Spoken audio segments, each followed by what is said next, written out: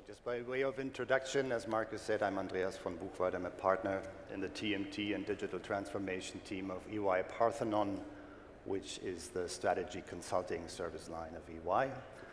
And next to me is Claas van Delden, co-CEO of NUCOM. Claas, I know you have exciting news to tell, but before we go there, tell the audience about NUCOM. What is it? It's a new brand for many of us. So.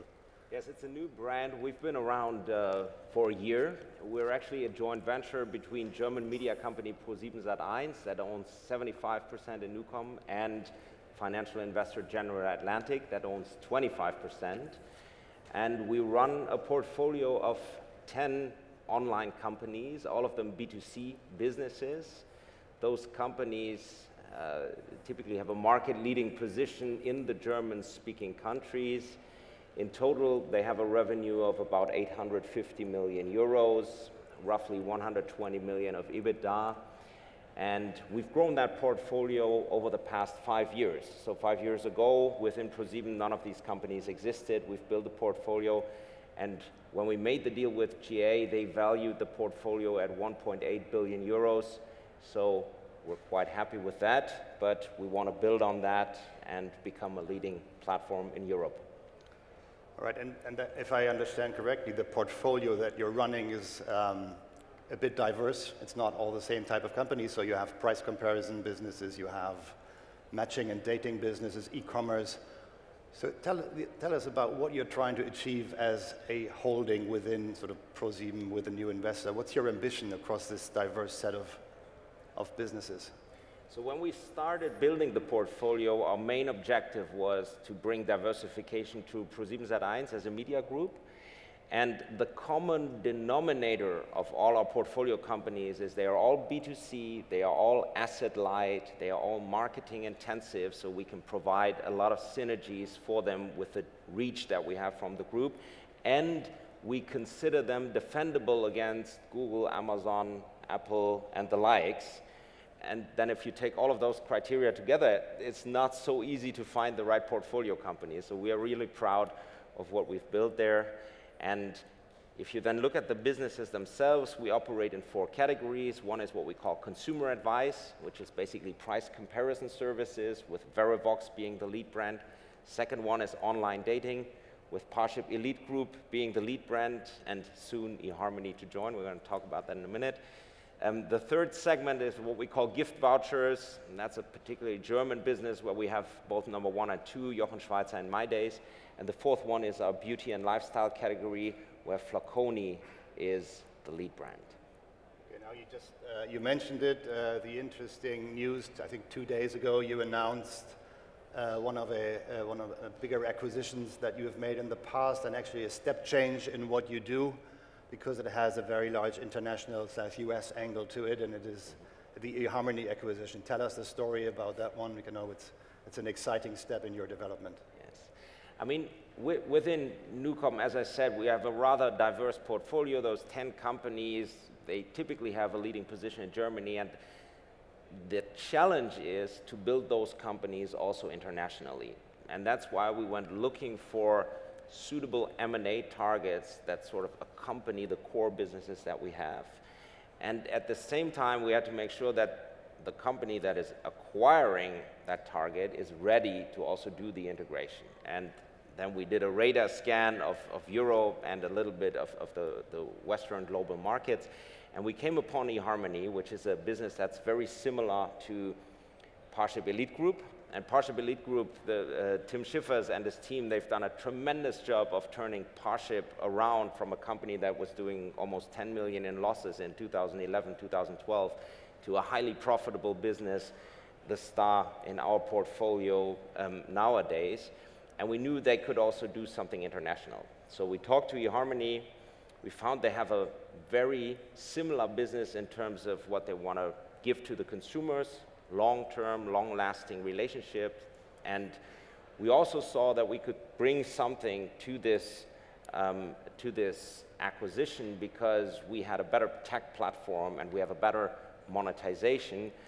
And that's why we felt comfortable doing this deal. It also came at an affordable price ticket, and we're very happy with it. I think that's great news. It's very rare that we see European companies investing into US-centric banks. But can you elaborate a bit more on how you're actually going to make this a success? It's far away from where your team sits here in Germany. How are you going to manage that? It's not trivial to have a multi-regional business and then do the things that you indicated you might want to do. No, absolutely. So the good thing is that both Parship, Elite Partners business and eHarmony's business, they are very comparable to what they do. So we have the chance to, over time, migrate the eHarmony business to the Parship platform, which will bring a lot of synergies, both from a consumer point of view, because we have a superior platform, but also from a cost point of view. And we will centralize those functions in Hamburg, in Germany. And we will keep the marketing functions in the US, and we will also have an integration team from Germany going to the US and making sure that financial integration and all of that is being taken care of properly. Okay, let's move on to another important vertical you have. You are active in, as you mentioned, with Verivox, a very successful business in the online price comparison business. Over the last 6 to 8 months, we've seen various deals, Facile, Independer, Finanzcheck. We didn't see you coming out with a deal. What was wrong? Nothing in that list that was of interest, or? Well, I think it's not a secret to say that we've had a long and hard look at each of these assets, and we found them pretty attractive, but also pretty expensive.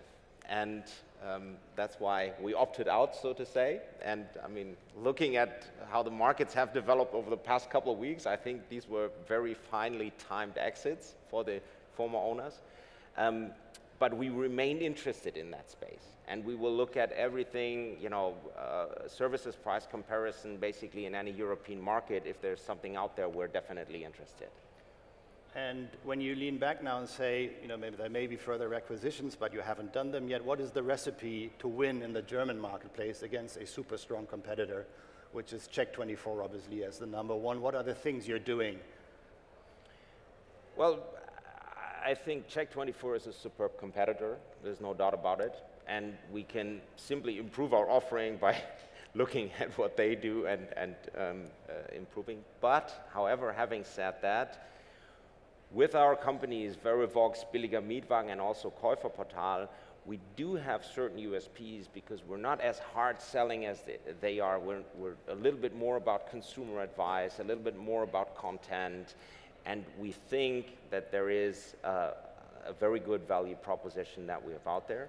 And then if you look at the UK market, which is the most advanced in price comparison, take that as an example, there obviously is also not winner takes all, but you have 5 different players competing for market share, and all of them fairly profitable. So, and you have done some smaller investments, right? Yes. To That's increase correct. the level of service and integration with the customer. So we have acquired Outbank, which is a multi-banking app. We have acquired Abo Alarm, which is a subscription cancellation service. And out of that, we want to build what we call a 3rd generation price comparison unit, which is basically a concierge service where people don't have to actively compare prices and then close contracts, but where they simply can put in their data, and then there's a concierge taking care of all the optimization that it takes.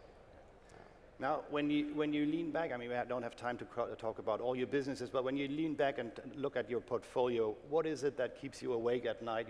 We've talked a lot about data at this conference, at AI. Are there any areas where you're saying disruption is coming sooner than in others?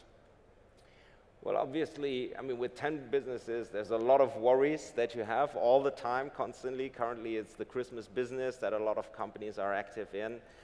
I think what we have to keep in focus is, all the AI development, all what we call 3rd generation services companies, like I described, the fintechs that are out there.